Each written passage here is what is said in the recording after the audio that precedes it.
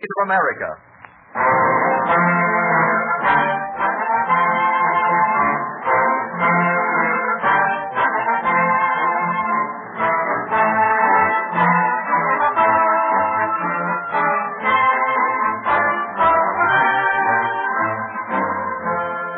Most Americans are familiar with the names of those courageous early American explorers, Lewis and Clark, who are two of the characters in tonight's broadcast of the Cavalcade of America, presented by DuPont. Lewis and Clark launched their expedition into the wilds of the Northwest in 1804, but even then, the DuPont Company had established its first chemical factory in Delaware. The stories of exploration are bright pages in the history of the nation. Important also is another kind of exploration, the kind that takes place in chemical laboratories like those of DuPont, where the exploration results in better things for better living through chemistry.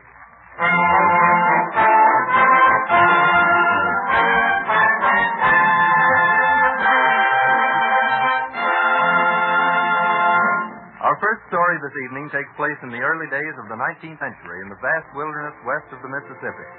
Our Cavalcade Orchestra sets the stage with Charles Wakefield Cadman's song, From the Land of the Sky Blue Water, which is based on an American Indian theme.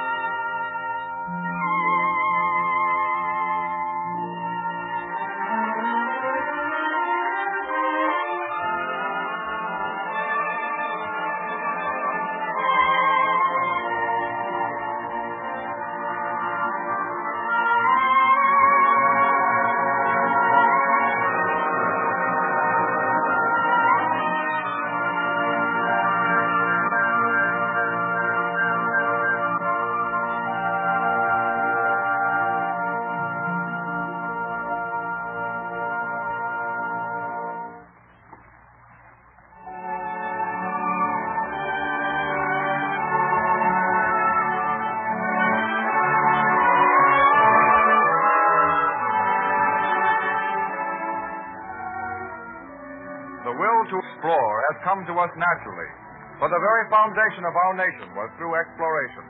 Columbus, Cabot, De Soto, Hudson, John Smith, Coronado, La Salle, from those intrepid adventurers we received this heritage.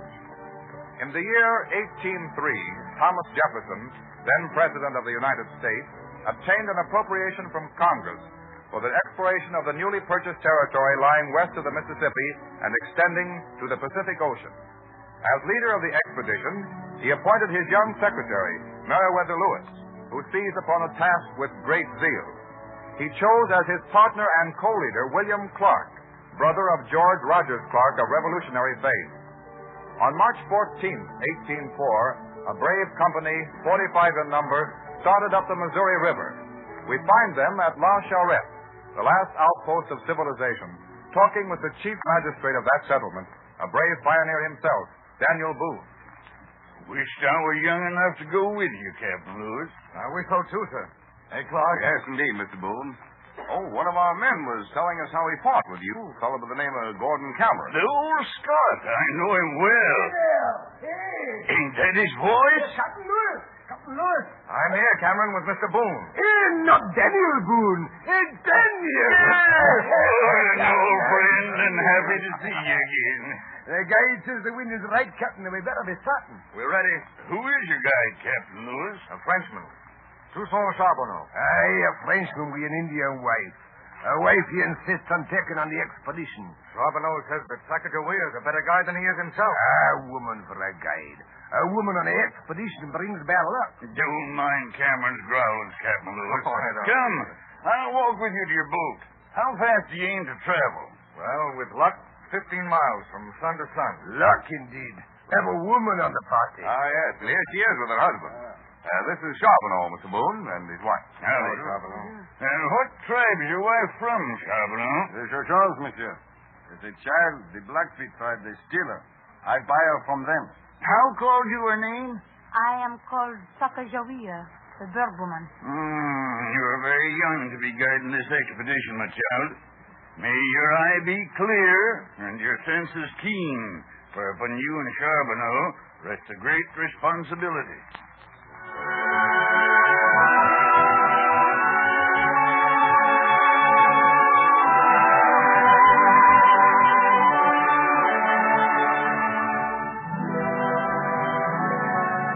Pushing westward, the daring adventurers struggled against turbulent waters and virgin forests, against hostile savages, death-bearing insects, wild animals, heat, rain, cold. As the year went on, a son was born to Charbonneau and Sacagawea. Over a year passes. It is June 1805. We find Captain Lewis with Cameron, Charbonneau, Sacagawea, and her papoose standing in a ravine beneath an overhanging rock where they have much shelter from a torrential rain.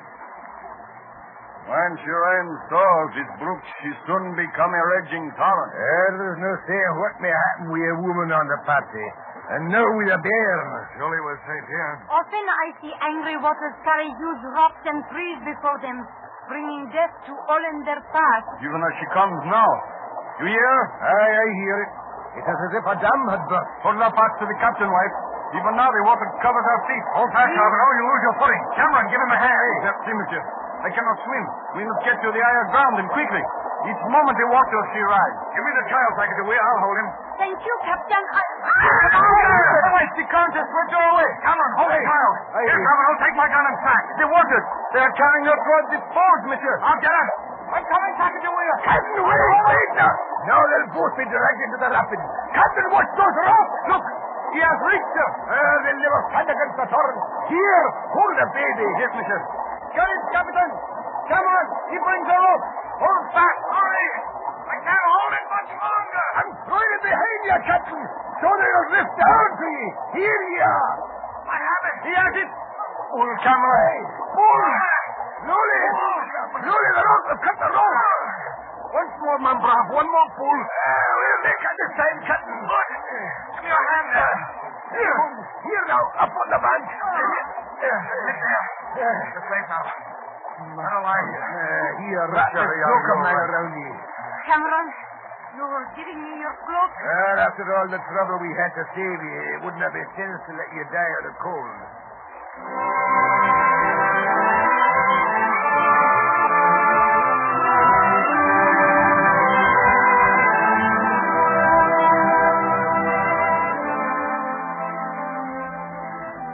After weeks of struggle, the party reaches the foothills of the Rockies, in what is now part of the state of Montana. For days, the expedition searches in vain for a way through or across the huge mountain. Lewis, Cameron, and Sacagawea gaze toward the snow-tipped peaks that bar their path. Mountains. Mountains in all directions. Impassable barriers, that's what they are. Somewhere on the other side of those mountains lies the great Columbia River. Leads to the Pacific. Unless we reach it, our whole expedition is a failure. Your woman guide has failed ye. Lewis, look. Indians coming through the ravine. Yonder. Blackfeet, enemies of my people. They outnumber us. Let's face them, Captain. Daniel Boone and I were a match for the 5 redskins. Let me speak with them. No, no. They'll catch you and carry back into slavery again. Let's face them, Captain. Sacagawea! Wait, Sacagawea, come back here! Fleet as a deer, monsieur. Already she is too far away. Come, we must follow her. They are Blackfeet, monsieur. They make friends with no one. Every man ready now. The chief is approaching us. His greetings seem friendly. Maybe treachery. If we have to rescue that woman again... Quiet, Reverend. Be on guard. I wish I could understand what they're saying. Captain Lewis, these my own people. This is my brother. He bids you welcome. He thanks you for saving my life. The Blackfeet drove them from the old hunting grounds. Tell the chief that we are his friends and that we bring gifts and food. Ask if he knows a path through the great mountains. Perhaps she plans to trick us, Captain. You can guess which way a man will jump, but a woman or a redskin... Wait, Captain. Well, Sacagawea? Beyond great mountains lies mighty river that leads to the sea. There is a path by which it may be reached. The great river. The river we seek.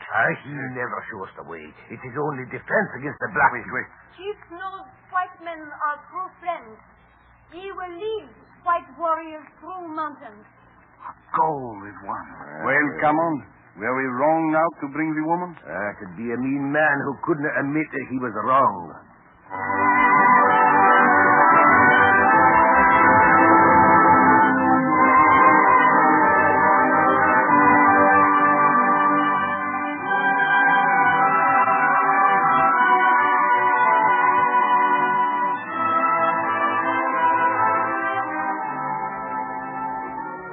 On the 15th of November, Lewis and Clark finally sighted the Pacific Ocean. 18 months it had taken them to traverse 4,000 miles of wilderness from the mouth of the Missouri to the western shore of the continent. No braver exploit is recorded in the Cavalcade of America.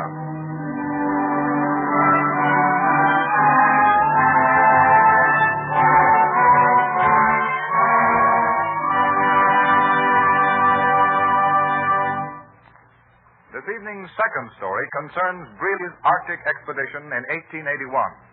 Much of the music of Grieg expresses the composer's impressions of his own Northland. Our Cavalcade Orchestra will set the scene with Morning Mood from Grieg's suite Peer Gynt.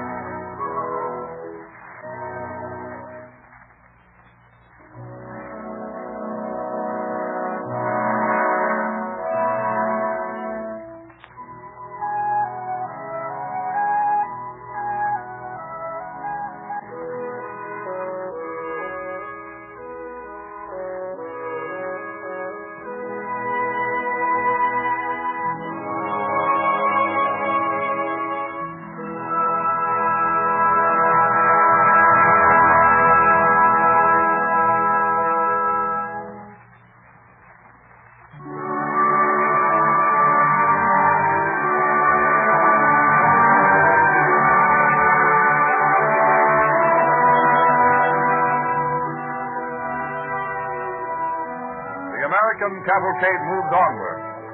The will to explore is still a characteristic trait among Americans. It is July 7th, 1881. Adolphus W. Greeley, 37 years old, lieutenant in the United States Signal Corps, sets off for the Arctic regions with a party of 25 men. The good ship Proteus, designed as a sealing vessel, is almost ready to sail. On the dock, Lieutenant Greeley is bidding a last farewell to his wife. For 3 years, dear. It's a long time. It won't be 3 years, Henrietta. Oh, but At the end of the year, a ship is scheduled to bring us supplies. If we've accomplished our mission, we'll return then. But you told the newspapers you were taking supplies for 3 years. Well, of course. We must always be on the safe side. Oh, it all seems so terribly far away. Why must my husband go? Why was he chosen? This is a big opportunity for me, darling. There's never been an expedition so well equipped, so sure of reaching its goal. I know. Smile, dear. Smile and wish me good luck. Command the flight compliments, Lieutenant. They're ready to cast off. Thank you, Sergeant. Oh. Well, dear, time to go. Where's that smile? Ah, that's better. Oh, just come back to me safely. That's all that matters, dear. Goodbye, dear. Goodbye. Kiss the babies for me. I will. Remember, keep smiling. I will. Goodbye. Goodbye, dear.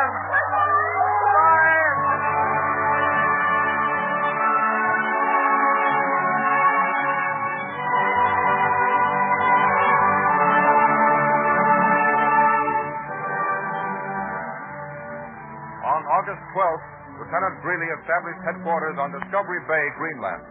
The work of surveying and scientific research went on rapidly. Greeley's courageous leadership helped them pass that first long Arctic winter. On May 13, 1882, a sub-expedition under Lieutenant Lockwood planted the stars and stripes farther north than man had ever been before. They returned to Greeley's camp, only to find that no relief ship had arrived. One had been sent out, and 6 times it had tried to pass through the ice in Kane Sea, only to be baffled by the floes. The second winter was worse than the first, and the spring brought no promise of better times. They wait for the relief ship that never comes. Trying to keep up their courage, Greeley goes among them. Captain Greeley. Captain Greeley. Yes, Brainerd. Rice and Jans, the Eskimo, have returned. Yes? They report nothing but open sea on every side. No supplies were found. The last hope. Captain Greeley. Yes, Doctor. Lockwood is asking for you.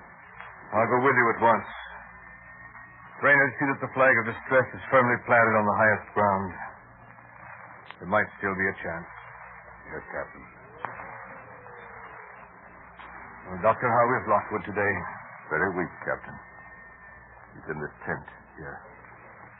Captain Greeley. Yes, Lockwood? That last trip of mine, I left a message. Will anyone ever find it? We can only hope, my friend. If our fate is the worst. It is easy to die. Very easy. But it's hard to struggle, to live. I expected privation, death perhaps, but not abandonment.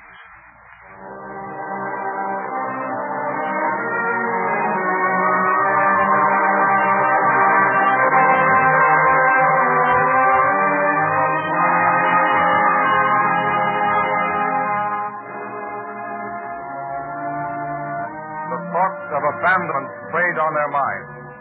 And while they waited, the Proteus, Greeley's original ship, was sent with supplies, but was crushed in the ice pack. Almost 3 years after the start of the expedition, through the insistence of Mrs. Greeley, President Arthur sent 3 vessels, the Thetis, the Fair, and the Alert, the latter a gift from Queen Victoria and the British nation. In August, the Thetis floats amid the ice near Brevoort Island off the Greenland coast. The commander of the relief expedition, Winfield Scott Schley, is on deck as Lieutenant Caldwell returns to the ship with a searching party. Well, Caldwell, Report of searching party on Provort Island, sir. Fog heavy, bad visibility. No sign of the Greeley party. But we did find this paper buried in a spot which was undoubtedly the remains of a supply cache. Give it to me. October 21st, 1883. My party now permanently encamped on west side of small neck of land, distant about equally from Cape Sabine and Cocked Hat Island. Rations for 40 days. A.W. Greeley. Written almost a year ago, and rations for only 40 days. Norman. Yes, sir? Full speed as the ice will permit. Make for Cape Sabine. Yes, sir. Full speed ahead, Wilson. Order the whistle to keep blowing. One man is alive. He may hear it. Yes, sir.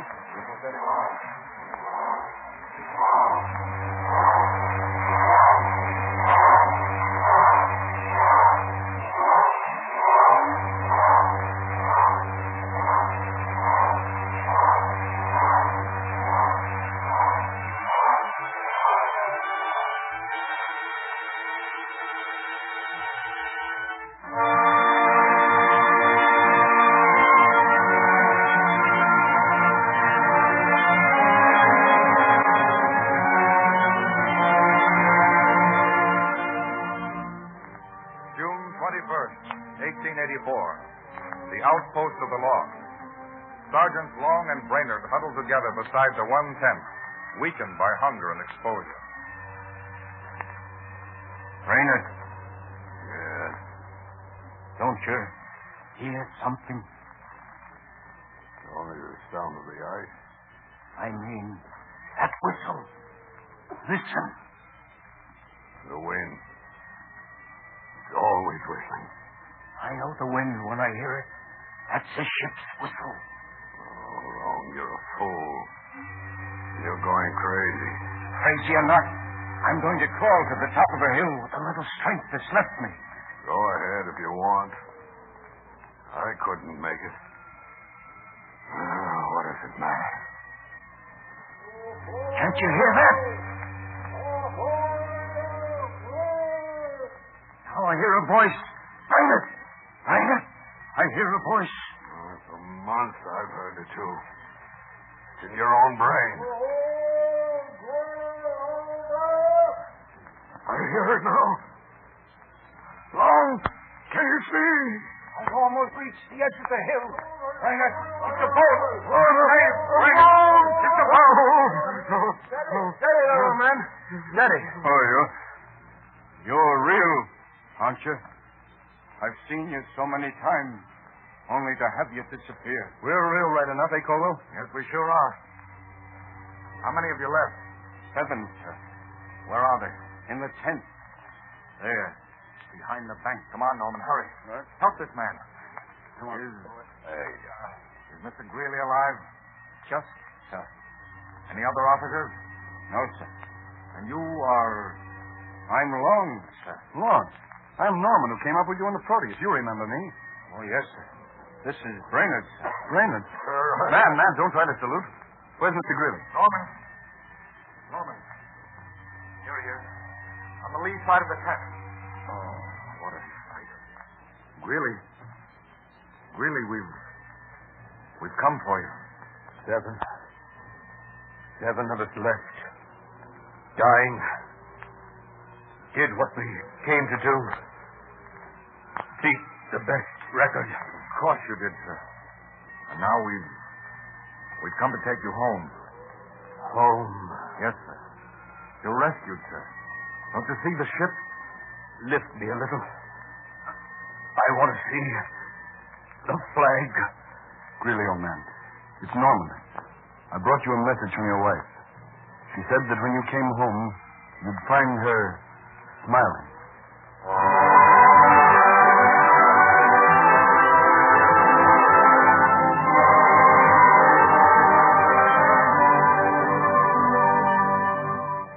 Tenderly, they carried the survivors back to the country.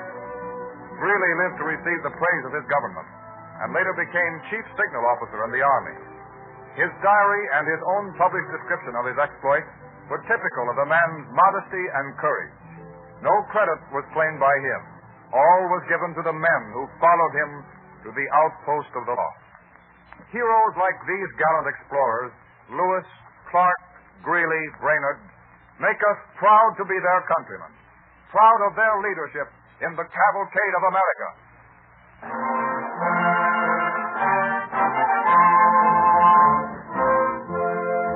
The urge to explore founded our nation, and this same trait today spurs on the research chemists to discover and create useful things.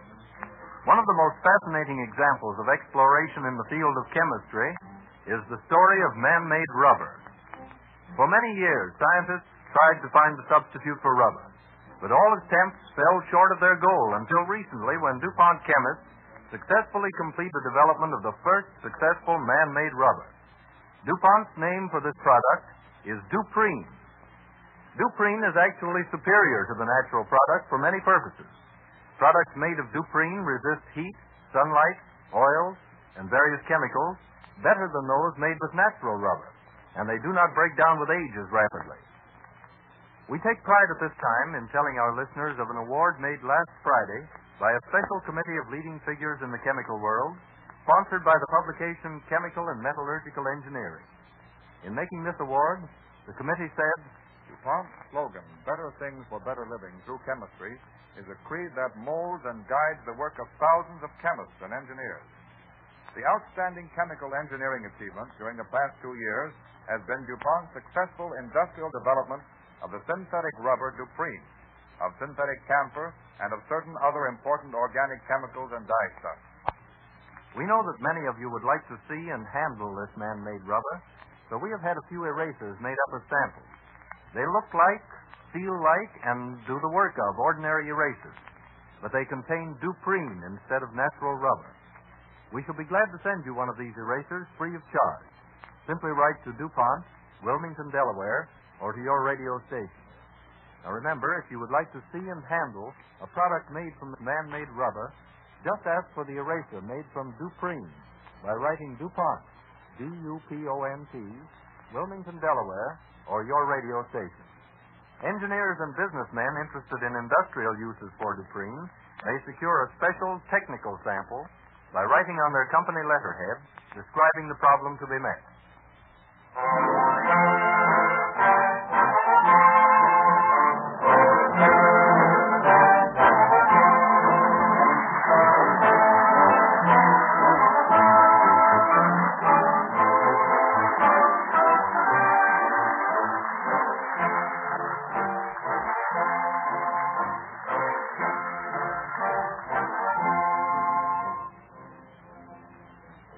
Next Wednesday at this time, DuPont will again present the Cavalcade of America. This is the Columbia Broadcasting System.